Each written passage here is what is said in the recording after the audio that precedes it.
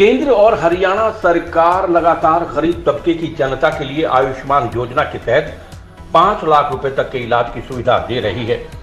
जिस भी धारक का इलाज इस योजना के तहत अगर किसी निजी अस्पताल में होता है तो उसका भुगतान निजी अस्पताल को सरकार करती है। लेकिन आज से हरियाणा में निजी अस्पतालों में इस योजना के तहत इलाज करना बंद कर दिया है और 5 जुलाई तक सरकार को अल्टीमेटम दिया है कि अगर सरकार ने उनकी मांग नहीं मानी तो वो ये ओपीडी सेवा अनिश्चितकालीन तक भी बढ़ा देंगे।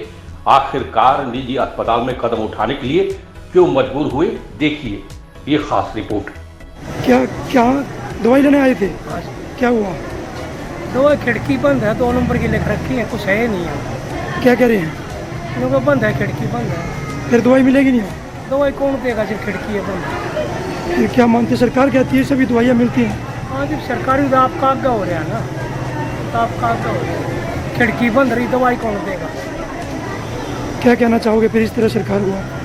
इस सरकार के बारे में तो भाई मतलब उसको मरीज को दवाई तो टाइम पर चाहिए, दवाई मिल नहीं रही, चक्कर किराए भाड़े लगा वापस चले जा। कहाँ से आए थे?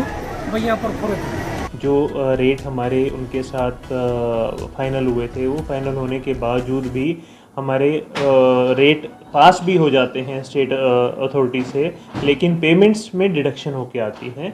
एक ये बड़ा कारण है। दूसरा, पिछले 5 महीने से जब से TMS 2.0 लागू हुआ था, पेमेंट्स नहीं आ रही थी। तो जब हमने ये सस्पेंशन, हम इसे स्ट्राइक नहीं बोलेंगे, सस्पेंशन ऑफ वर्क बोलेंगे, till further notice from state authorities, state IMA authorities. Meetings हुई हैं हमारी। डॉक्टर अजय महाजन जी जो हैं हमारे स्टेट IMA प्रेसिडेंट हैं, उन्होंने वार्तालाप भी हुई है। CEO जो आयुष्मान भारत के हैं उनसे भी वार्तालाप हुई है। तो उन्होंने आश्वासन दिया है हमें कि ये जो भी मुद्दे थे सारे मान लिए गए हैं, लेकिन अभी वो मौखिक रूप से हैं। शायद हमारी जो स्टेट IMA रिप्रेजेंटेशन है उनके पास पूर्ण रूप से अभी नहीं आए हैं।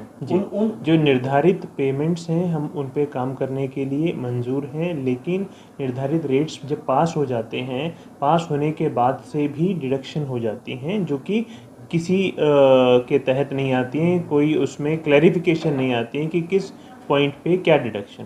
सस्पेंशन टिल फर्दर नोटिस है, जब तक हमारी स्टेट IMA रिप्रेजेंटेशन से कोई भी हमें मैसेज या इतला नहीं किया जाता। यही हमारी सबसे बड़ी मुश्किल है कि हम पहले इलाज कर चुके होते हैं, पेमेंट्स बाद में आनी होती हैं, तो हमें आश्वासन पे ही और हमारी जो कॉन्ट्रैक्ट पे ही हम इलाज करते हैं। उनके रेट्स जो डिसाइडेड है उन पे इलाज होने के बावजूद भी पेमेंट्स नहीं आती हैं, या आती हैं तो वो बहुत सारे डिडक्शन करके आती हैं जिसका कोई एक्सप्लेनेशन हमें नहीं मिलता है। और किस तरह की खामियां आपके सामने आ रही हैं? हमारे साथ एक और बड़ी खामी आ रही है कि जो डॉक्टर्स या हॉस्पिटल्स का जो कंप्लेंट रीएड्रेसल है वो नहीं है। सिर्फ पेशेंट का ही कंप्लेंट रीएड्रेसल होता है, उनके लिए सुविधा है।